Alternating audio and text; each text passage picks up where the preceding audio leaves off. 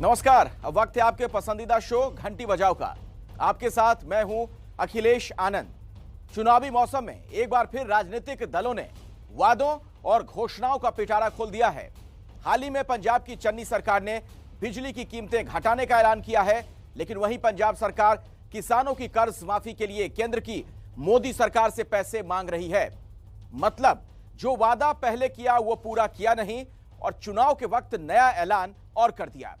2017 में कांग्रेस ने किसानों से कर्ज माफी का वादा किया था। अब अगला चुनाव होने को है और कांग्रेस की सरकार अब तक लाखों किसानों के कर्ज माफ नहीं कर पाई है। तो सवाल है, क्या सिर्फ वोट के लिए सरकार झूठे वादे करती है? पंजाब के किसान यही कह रहे हैं और इसीलिए आज आपको किसानों के साथ धोखा करने वाली पंजाब सरकार के खिलाफ 8422 840000 पर घंटी बजानी है।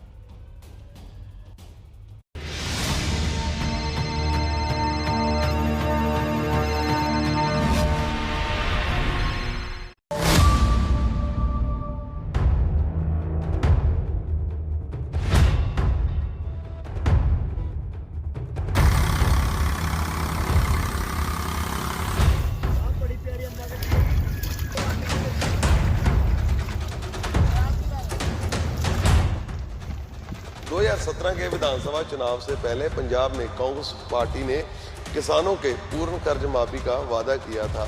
अब 2022 के चुनाव सर पर है। क्या ये वादा पूरा हुआ या नहीं?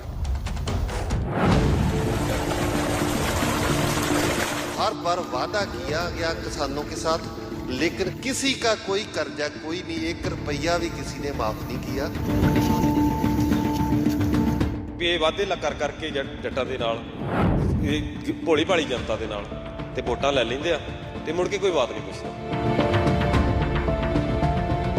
ਰਾਤ ਕਰਜ਼ੇ 'ਚ ਬਿਲਕੁਲ 1 ਪੈਸੇ ਦੀ ਨਹੀਂ ਦੀ ਗਈ। ये हमारा कर्जा तो कोई माफ नहीं हुआ, ये सब वोट स्टंट है।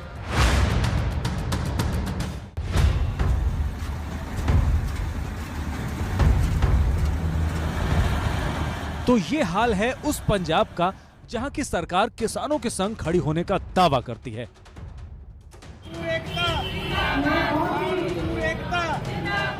पिछले 1 साल से जब पंजाब के किसान कृषि कानूनों को वापस लेने की मांग को लेकर केंद्र सरकार के खिलाफ मोर्चा खोले हुए थे, तो पंजाब की कांग्रेस सरकार लगातार उनका समर्थन कर रही थी। फिर चाहे वो पंजाब के पूर्व मुख्यमंत्री कैप्टन अमरिंदर सिंह हो, या मौजूदा मुख्यमंत्री चरणजीत सिंह चन्नी हो, या खुद राहुल गांधी। याद कीजिए बस कुछ महीने पहले की इन तस्वीरों को, जब राहुल गांधी ट्रैक्टर लेकर संसद पहुंच गए थे।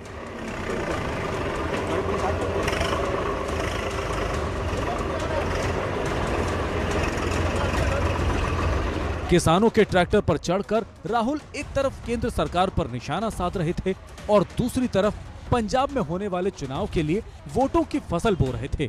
लेकिन राहुल शायद ये भूल गए कि पंजाब का किसान वो वादा नहीं भूला जो उनकी पार्टी ने पिछले चुनाव के वक्त किया था। चोन मैनीफेस्टो जो जारी करते हैं ते उदों बड़े लोलीपॉप दिंदे आ, आम लोगों नूं भरमाउंदे आ, ठगदे ने। सत्ता च आउण दी गल करदे, सत्ता आ गई उन्हां दी, 4-4.5 साल बीत गए, कुछ ना मात्र जिहड़ा कर्जा माफ होया। उस वेले तां गुटका साहब फड़ के साडे मुख मंत्री साहब ने सौं खाधी सी। जो चोन मैनीफेस्टो जारी करना आ ਉਹਦੀ ਵੀ ਸਮਾਂ ਸੀਮਾ ਤੈਅ ਕੀਤੀ ਜਾਵੇ। ਮੈਂ ਤਾਂ ਕਹਿੰਦਾ ਸੈਂਟਰ ਸਰਕਾਰ ਸਾਨੂੰ ਇਧਰੋਂ ਫ੍ਰੀ ਕਰੇ ਤੇ ਜਾ ਕੇ ਅਸੀਂ ਉਹਨਾਂ ਦਾ ਜਿਹੜਾ ਆ ਹੁਣ ਉੱਥੇ ਜਾ ਕੇ ਤੇ ਕਰਜ਼ਾ ਮਾਫ ਕਰਾ ਲਈਏ। साल 2017 में पूर्व प्रधानमंत्री मनमोहन सिंह की मौजूदगी में पंजाब का घोषणा पत्र जारी किया गया था।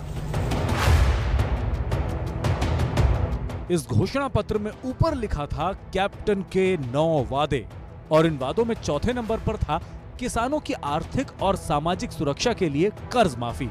आगे लिखा गया कि पंजाब का किसान जिन मुश्किल हालात से गुजर रहा है, उससे उबारने के लिए कांग्रेस सरकार उनके कर्ज माफ करने का ठोस कदम उठाएगी। यही बात अमरिंदर सिंह ने प्रेस कॉन्फ्रेंस में भी कही। So we have, as you will see from this manifesto, taken over, are planning to take over the debt of every farmer in Punjab on ourselves, negotiate with the banks, bring it down to a level which we will service the debt, and we will also service the repayment of their loans. Punjab के किसानों ने कांग्रेस के इस वादे पर भरोसा किया। अमरिंदर सिंह पंजाब के कैप्टन बन गए। कर्ज माफी की उम्मीद में किसानों ने किस्त भरना भी बंद कर दिया। लेकिन इसके बाद सरकार ने उनकी उम्मीदों पर ऐसा पानी फेरा कि किसान कर्ज के जाल में फंसते चले गए।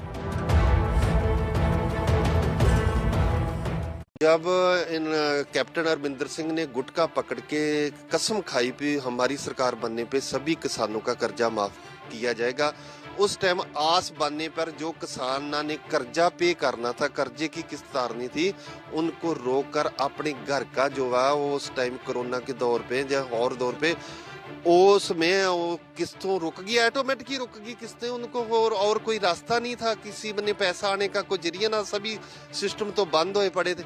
उस टाइम ते जड़ियां किस्तां रुक गईयां, वो किसानों का जड़ा कर्जा वो डबल हो गया, वो दूना हो गया। दविंदर सिंह अमृतसर के चट्टीविंड में खेती करते हैं। कांग्रेस के वादे पर भरोसा करके उन्होंने भी अपने कर्ज की किश्तें देना बंद कर दिया था, लेकिन बैंक की तरफ से नोटिस आना बंद नहीं हुआ। दविंदर सिंह पर बैंक का कर्ज है, सोसाइटी का कर्ज है, और अब उन्हें ये चिंता सता रही है कि कर्ज माफी का वादा करने वाली सरकार कुछ दिनों में चली जाएगी, उसके बाद उनका क्या होगा। इसीलिए वो पंजाब सरकार से नाराज है और कह रहे हैं कि आने वाले चुनाव में कांग्रेस को इसका जवाब देना होगा। ये लोग बहुत चलाक और चुस्त इलेक्शन वाले वोट वाले, ये उनको गुमराह करके किसान को वो भोलेपन का फायदा उठाते हुए ये उनकी वोट लेके कुर्सी पर बैठ जाते हैं।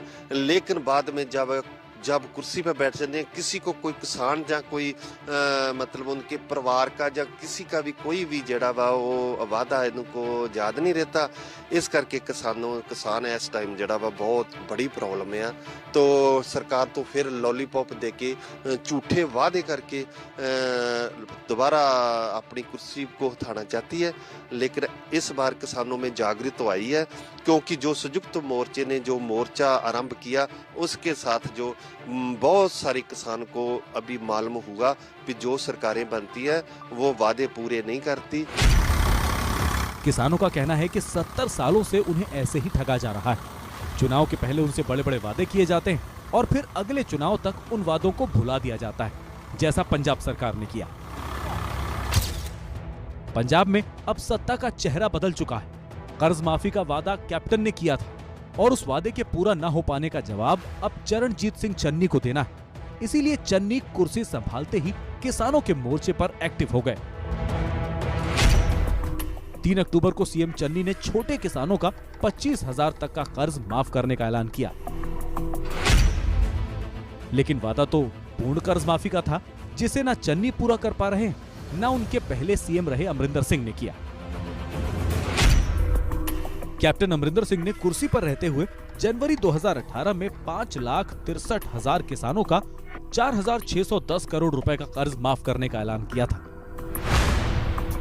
इसके बाद जुलाई 2021 में करीब 2,85,000 खेतीहर मजदूरों और भूमिहीन किसानों के लिए 520 करोड़ की कर्ज माफी योजना का भी ऐलान किया था।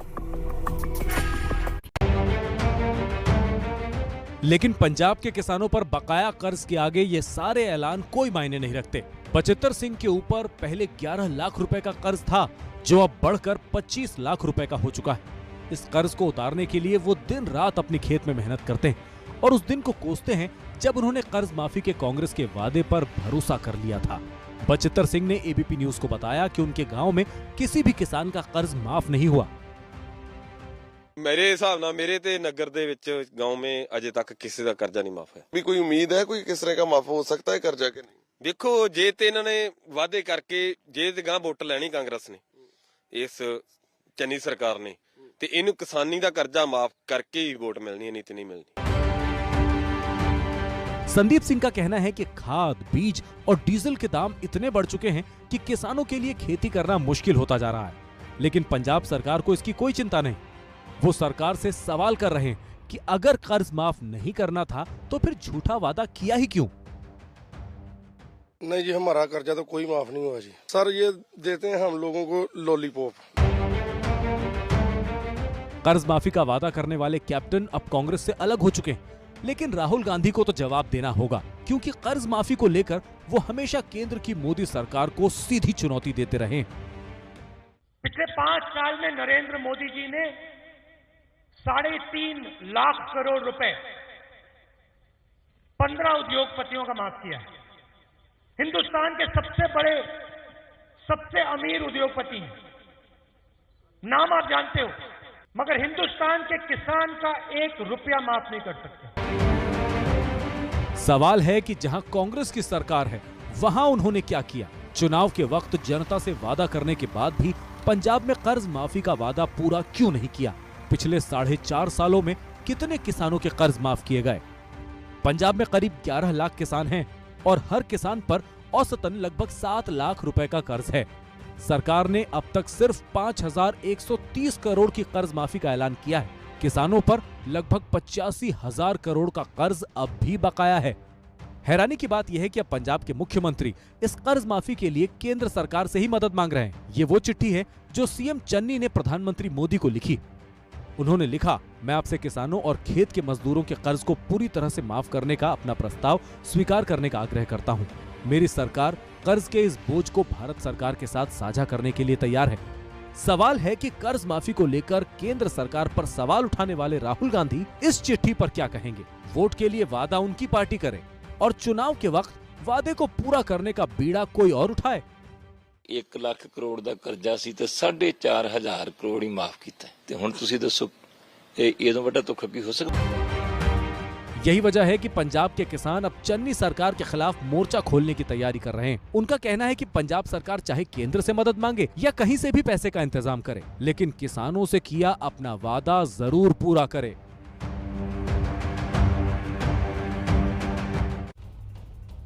तो किसानों से वादा खिलाफी करने वाली पंजाब सरकार से कांग्रेस की सरकार की घंटी जरूर आप बजाइए। और आप सोशल मीडिया साइट कू के जरिए भी घंटी बजाओ से जुड़ सकते हैं।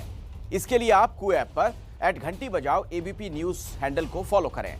अगर आप किसी मुद्दे पर घंटी बजाना चाहते हैं या अपने शहर और आसपास का कोई मुद्दा उठाना चाहते हैं तो #घंटी बजाओ के साथ हमें अपना मुद्दा बताएं और @घंटी बजाओ एबीपी न्यूज को टैग करते हुए आप पोस्ट करें।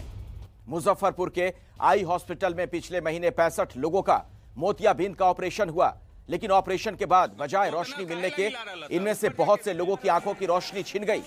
हालत इतनी खराब हो गई कि 15 लोगों की आंख निकालनी पड़ी है। इस घटना को लेकर राष्ट्रीय मानवाधिकार आयोग ने बिहार सरकार को नोटिस भेजा है। इस मामले में नीतीश सरकार की चुप्पी और हैरान करने वाली है। आखिर क्यों सरकार का कोई मंत्री अब तक खुद पीड़ितों का हालचाल लेने नहीं गया। एक साथ 65 लोगों के गलत ऑपरेशन पर सरकार ने क्या कार्रवाई की, जिनकी आंखें गईं उनके लिए सरकार क्या कर रही है, और उस अस्पताल को चलाने वालों पर आखिर कार्रवाई कब होगी। जीडीपी बढ़ी फिर क्यों जेब खाली, ये सवाल देश की जनता पूछ रही है। इसी जनता ने एबीपी न्यूज के सामने अपनी दिक्कतों को रखा है, सरकार तक आवाज पहुंचाई है। लेकिन जीडीपी के बढ़ने और जनता की जेब कटने के बीच क्या कोई कनेक्शन है? ऐसे ही सवालों और जनता की दिक्कतों को उठाते हुए हमने ये खास रिपोर्ट तैयार की है। तो आप देखिए और जानिए, जीडीपी बढ़ी पर जेब क्यों है खाली।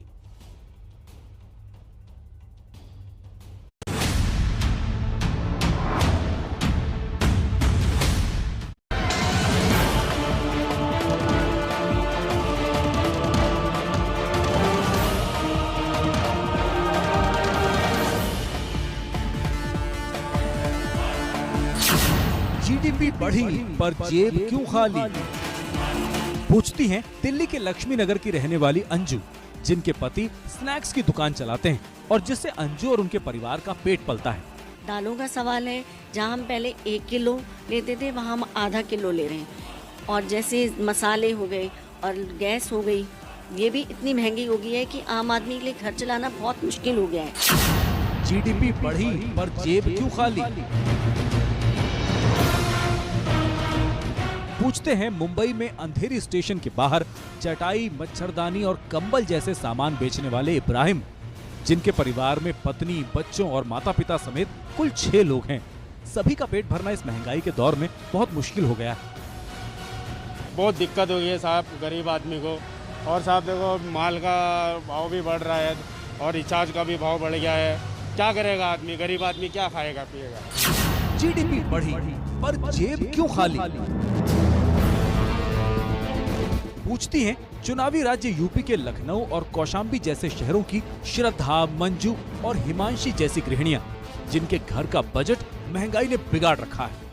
बाजार मार्केट जाइए, सब्जी महंगी है, दालें महंगी है, हर चीज़ महंगी। महंगाई तो इस टाइम में महंगाई ने तो कमर तोड़ी हुई है। देश के हित में जा रही है महंगाई, तो हम एडजस्ट करने को तैयार है, नहीं तो फिर महंगाई अगर भ्रष्टाचार के लिए जा रही है तो फिर वो महंगाई है। जब वोट लेना होता तब घर घर आते, वोट ले लिए, जीत गए, कोई नहीं आता देखने भी कैसे है कैसे नहीं है। जीडीपी बढ़ी पर जेब क्यों खाली? पूछते हैं कानपुर में कपड़ों का कारोबार करने वाले दानिश खान, जिनके कारोबार पर महंगाई ने बड़ी चोट दी है। सिर्फ आंकड़ों में जीडीपी बढ़ रही है, आप जमीनी उस पर देखेंगे तो सिर्फ गरीब आदमी गरीब हो रहा है, पूंजीपति और ज्यादा पूंजीपति हो रहा है। जीडीपी बढ़ी पर जेब क्यों खाली? पूछते हैं मध्य प्रदेश में वकालत के पेशे से जुड़े प्रियनाथ पाठक और उनकी पत्नी रोली, जिनकी जिंदगी में चुनौतियां महंगाई ने पहले से ज्यादा बढ़ा दी हैं। कमाई एक तरफ बिल्कुल शून्य पे पहुंचती जा रही है और जो हमारे बैंकों में पैसा जमा था उसके द्वारा ही हम अपने घर चलाने का प्रयास कर रहे हैं। ऐसी स्थिति में जबकि सरकार को और रियायत देना चाहिए और लोगों की मदद करना चाहिए, उसके बदले में हो रहा है उल्टा। तेल बहुत महंगा है, शक्कर बहुत महंगी है, और अभी जब दिए जलाने के लिए दिवाली में तेल चाहिए था सरसों का, लेने गए तो पता लगा 240 रुपए लीटर था तेल। जीडीपी बढ़ी पर जेब क्यों खाली? पूछते हैं राजस्थान के जयपुर में पिछले कई सालों से साड़ियों का कारोबार करने वाले राकेश अरोड़ा, जिनकी कारोबार से कमाई अब कम और खर्चे अब ज्यादा हो गए हैं। ये मेरा साड़ियों का व्यवसाय है। पहले साड़ियों पे 5% जीएसटी लगा करता था, 1 जनवरी से उसको 12% पे गवर्नमेंट लाने के लिए कह रहे हैं, तो उससे आम आदमियों को साड़ी पहनना, कपड़ा पहनना बहुत महंगा पड़ जाएगा। देश की जीडीपी बढ़ी लेकिन देश की जनता की जेब क्यों खाली? ये सवाल लेकर देश के अलग अलग शहरों में निकले एबीपी न्यूज के रिपोर्टर्स और सीधे जनता के सामने रखा ये सवाल। आखिर क्यों देश की जनता दिक्कतों की बात कर रही है? क्यों बजट बिगड़ने और खर्च बढ़ने की मुश्किलों से राहत की लोग सरकार से मांग कर रहे हैं? सारे रेट्स बहुत बढ़ गए हैं, जैसे कि टमाटर या सारे वेजिटेबल्स के, तो मिडिल क्लास लोगों के लिए बहुत मुश्किल हो जाता है कि अब हेल्दी फूड खाने के लिए बोलते हैं। हम जब मिडिल क्लास लोग खरीद ही नहीं सकते इतना महंगा होने के बाद, तो वो खाएंगे क्या? रेट ज़्यादा रहने से ग्राहक नहीं हो रहा, कुछ भी पब्लिक को बहुत दिक्कत हो रहा पैसे देने। डीजल का हुआ नहीं, इसका हुआ नहीं, तो आखिर तो सबको बड़ा ही बड़ा है। अभी एक थोड़ी चीजें राहत देने से नहीं होगा ना, बहुत चीजों पे सोचना पड़ेगा, बहुत बुरा हालत है। देश की जीडीपी से जुड़ी क्या बड़ी खबर आई है, क्या बदलाव जीडीपी में देखने को मिला है, अब यहाँ वो आप जानिए। इस साल की दूसरी तिमाही यानी जुलाई से सितंबर में 8.4% रही। ये आंकड़े खुद सरकार ने जारी किए हैं। ये इसलिए अहम है क्योंकि पिछले साल इसी अवधि में भारत की अर्थव्यवस्था 7.4% नेगेटिव में चली गई थी। हालांकि इस साल जून तिमाही में भारत की जीडीपी सबसे तेज दर के साथ बढ़ी थी। पहली तिमाही यानी अप्रैल 2021 से जून 2021 में भारत की जीडीपी की ग्रोथ में 20.1% की बढ़त दर्ज की गई। इंडिया रेटिंग्स जैसी कई एजेंसियों ने अनुमान लगाया था कि देश की अर्थव्यवस्था मौजूदा वित्त वर्ष की दूसरी जुलाई से सितंबर वाली तिमाही में 8.3% की दर से बढ़ेगी। तो फिर यहाँ सवाल फिर से वही है कि ऐसे वक्त में जब आर्थिक मोर्चे पर राहत की खबर आई है, तो फिर देश की जनता महंगाई के भंवर में आखिर क्यों फंसी हुई है? ये हमने आर्थिक मामलों पर नजर रखने वाले जानकारों से समझने की कोशिश की। हमारे देश में बीपीएल भाई बहनों की यानी बिलो पॉवर्टी लाइन जो लोग हैं उनकी संख्या बहुत ज्यादा है। अब जीडीपी जरूर बढ़ी है, लेकिन जीडीपी बढ़ी हुई की फायदा हर व्यक्ति को उस लेवल पे उस प्रोपोर्शन में नहीं मिल पाता। तो बहुत लोग ऐसे हैं जिनको जीडीपी बढ़ने का उस प्रोपोर्शन में फायदा नहीं मिलता, जबकि महंगाई का इंपैक्ट सबके ऊपर आ जाता है।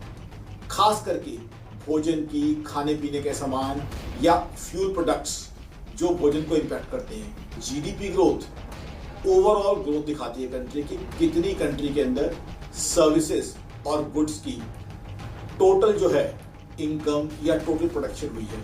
तो कहीं ना कहीं अगर जीडीपी बढ़ती है, जीडीपी बहुत अच्छे रेट पे बढ़ती है, तो उसकी वजह से कुछ हद तक महंगाई भी बढ़ सकती है।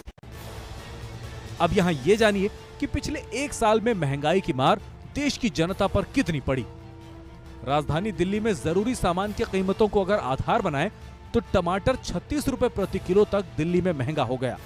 जो टमाटर साल भर पहले इसी दिन 34 रुपए किलो बिक रहा था, वो अब रिटेल जनता को 70 रुपए किलो में मिल रहा है। सरसों तेल के दामों में एक साल के अंदर 67 रुपए प्रति लीटर का इजाफा हो गया। चीनी 3 रुपए किलो तक पिछले एक साल में महंगी हो गई। पेट्रोल 21 रुपए से ज्यादा और डीजल 14 रुपए से ज्यादा तक महंगा हो गया। हालांकि राजधानी दिल्ली में पेट्रोल की कीमत 8 रुपए प्रति लीटर तक घट गई है, क्योंकि केजरीवाल सरकार ने पेट्रोल पर लगने वाला वैट 30% से घटाकर 19.4% कर दिया है। नई दाम आधी रात से लागू हो जाएंगे, लेकिन दूसरी रोजमर्रा के सामानों की महंगाई से राहत कब और कैसे मिलेगी, ये सवाल जनता लगातार पूछ रही है। लेकिन दूसरी रोजमर्रा के सामानों की महंगाई से राहत कब और कैसे मिलेगी, ये सवाल जनता लगातार पूछ रही है। दिक्कतें तो बहुत हो रही है। अभी लॉकडाउन के पहले देखो, जो तेल 70 रुपए किलो था, आज 170 रुपए किलो हो गया। जो बंदा 8,000 10,000 रुपया महीना कमा रहा है, उसके लिए बहुत ज्यादा दिक्कत है गृहस्थी चलाने में जो है।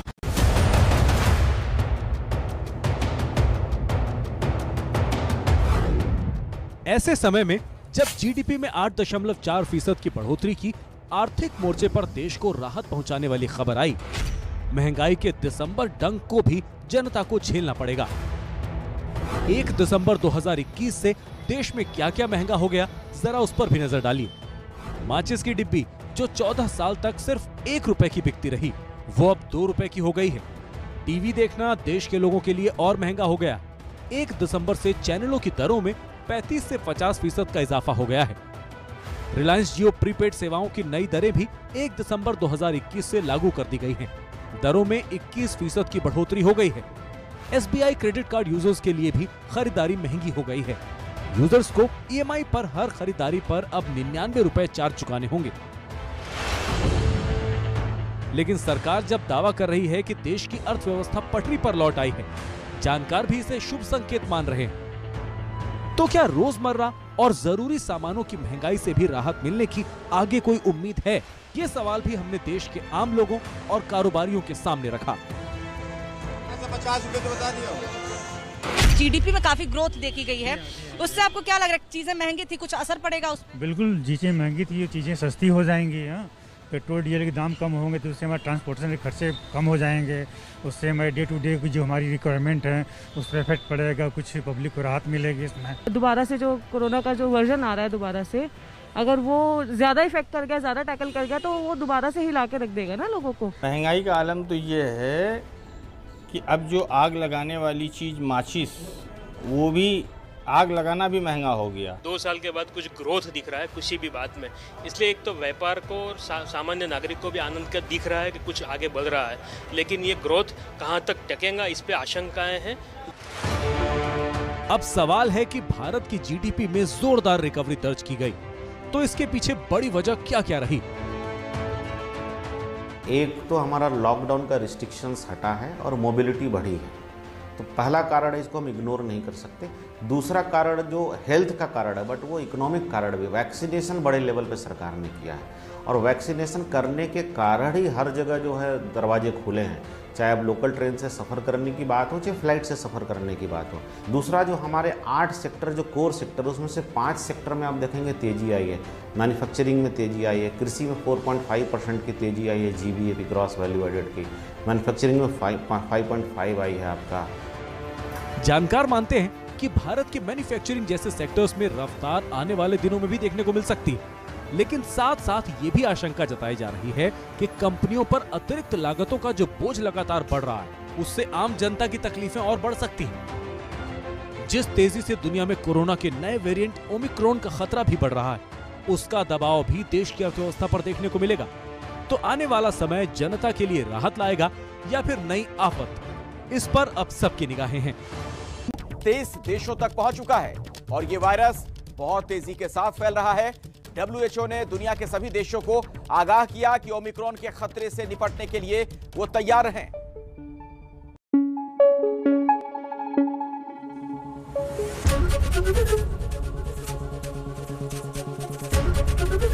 एबीपी न्यूज आपको रखे आगे।